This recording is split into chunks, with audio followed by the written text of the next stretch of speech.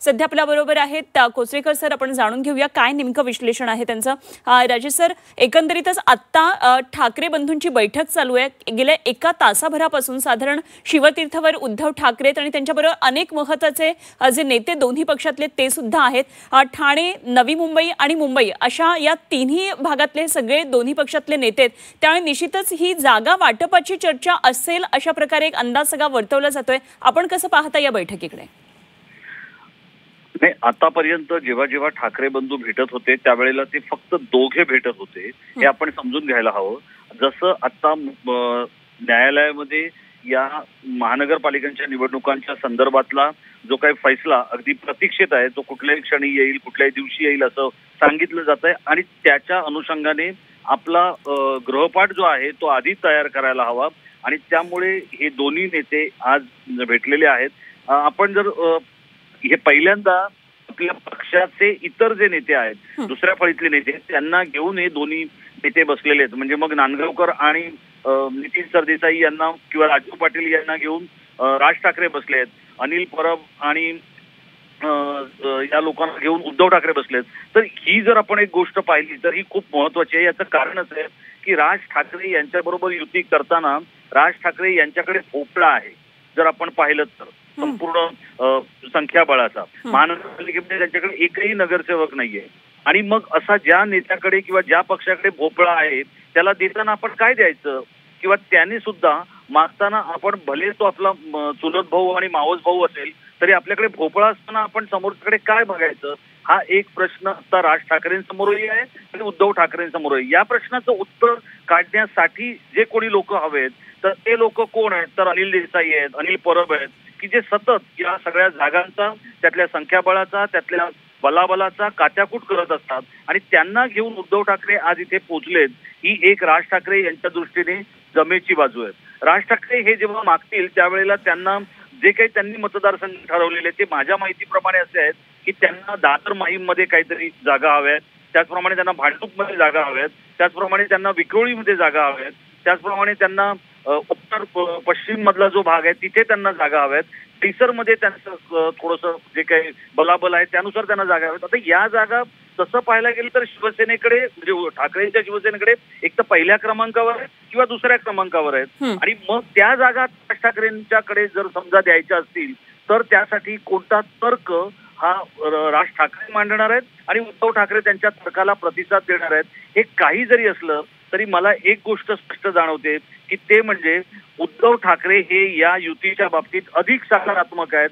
राज ठाकरे हे जरी असले तरी उद्धव ठाकरे यांचा जो पहिल्यांदा युतीमधला किंवा स्वतःच्या भावाबद्दलचा प्रामाणिकपणा आहे हा अधिक दिसतोय हे इथे आपल्याला नमूद करायला हवं. राज ठाकरेंकडून अजूनही थोडंसं अवघडलेपण किंवा थोडंसं आखडलेपण जे काय आहे टिपिकल राज ठाकरे पद्धतीचं ते आपल्याला या संपूर्ण युतीच्या फॉर्मॅटमध्ये वावरताना आणि वागताना जाणवतंय.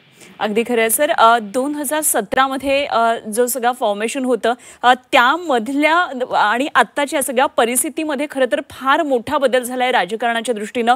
खरं तर एक राजकीय वीण कुठेतरी उसवल्यासारखं हे सगळं चित्र निर्माण झालंय.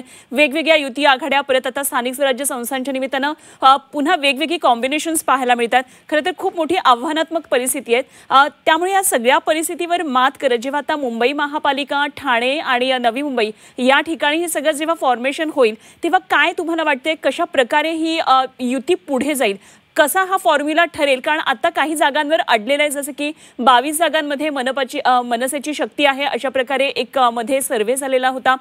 सगळा मराठी बहुल भाग आहे ज्या ठिकाणी मनसे लढण्याचा अर्थातच प्रयत्न करेल. तर कशा पद्धतीने सगळं फॉर्मेशन होईल असं तुम्हाला वाटतंय? बघा, या संपूर्ण जर युतीचा आणि मुंबईच्या एकूणच जडणघडणीचा जर आपण विचार केला तर कोणीही काही बोलतो.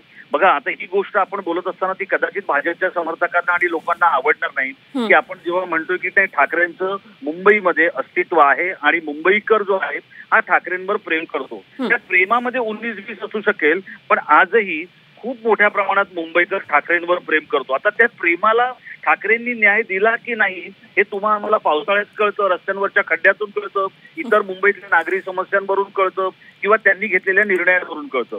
पण आपण हे पण विसरून चालणार नाही की काही कोस्टल रोड सारखे जे काही प्रकल्प आहेत ते उद्धव ठाकरेंनी त्यांच्या संपूर्ण कारकिर्दीमध्ये मार्ग होण्यासाठी महत्वाची भूमिका बजावली.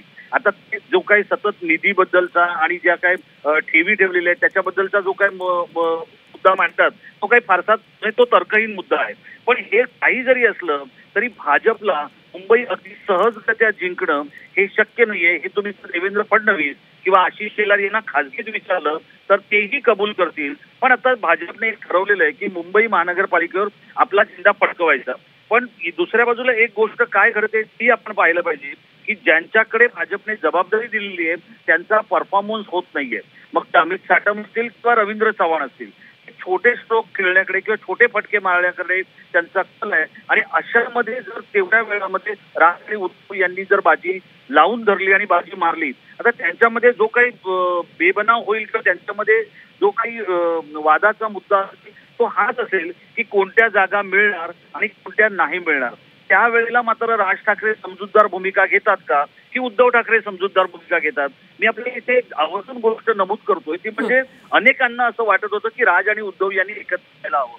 ज्यांना एकत्र येण्याचं स्वप्न होतं किंवा ज्यांना वाटत होतं त्यांच्यासाठी आता हे दोघं एकत्र आले ही मोठी गोष्ट आहे. पण त्याच वेळेला याच्यापैकीचा जो कोणी ही युती तोडेल किंवा या युती तोडण्यासाठी जो कारणीभूत ठरेल तो येणाऱ्या काळामध्ये राजकीय विजनवासात जाईल अशी स्पष्ट एक आपल्याला गोष्ट दिसते. कारण आता जी गोष्ट होणार नव्हती ती 20 वर्षानंतर झाल्यानंतर 4-2 जागांसाठी जर यांनी युती तोडली तर याचा फटका हा ठाकरे युतीला तर बसणारच आहे. पण त्याचबरोबर शिवसेना प्रमुखांवर प्रेम करणाऱ्या अनेक मराठी जनांना सुद्धा बसणार आहे. आणि तो बसणार नाही याची खबरदारी आता या दोघांनी घेणं हे सगळ्यात जास्त आव्हान मला या दोघांच्या बाबतीत दिसतंय. बाकी 22 जागांवर ते पुढे होते का मागे होते, आता ज्या पद्धतीत भाजप या संपूर्ण स्थानिक स्वराज्य संस्थांच्या निवडणुकांमध्ये उतरलेली आहे. मग तुम्ही अगदी मालवणचं उदाहरण घ्या, तुम्ही अंबरनाथचं उदाहरण घ्या की जिथे मुख्यमंत्र्यांनी सांगितलं की आता भाजप आता दुसऱ्या पक्षातले लोक आपल्याकडे घेऊ नका,